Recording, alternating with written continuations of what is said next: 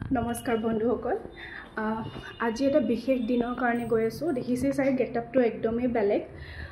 আজি গৈ আছো ভাদ মাহৰ শৰাই দিবৰ কাৰণে বেংগলোৰৰ নামঘৰ আজি আপোনালোকক দেখাম বেংগলোৰৰ নামঘৰনো কেনেকুৱা আৰু ইয়াত কিমান মানুহ আহিব আৰু বিশেষকৈ কাইলে জন্মাষ্টমী যেহেতু আৰু আজি সানডে উইকেন্ড পৰিছে হেগতিকে সানডেও ইয়াত মানে সেলিব্ৰেট কৰিছে আৰু কাইলে দুদিন পৰিছে ইয়াত মানে জন্মাষ্টমী আহক আপোনালোকক দেখাও ইয়াতনো কেনেকৈ সেলিব্ৰেট হয় আৰু আজি বিশেষকৈ মই একদম পুৰা চাদৰ মেখেলা পিন্ধি ওলাইছো যেহেতু নিজৰ সংস্কৃতি ভাল লাগে যতে নাথাকো এই সংস্কৃতিখিনি ধৰি ৰাখিবলৈ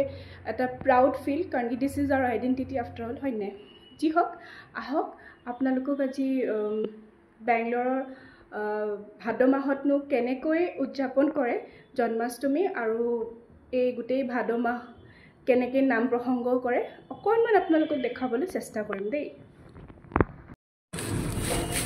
Hello.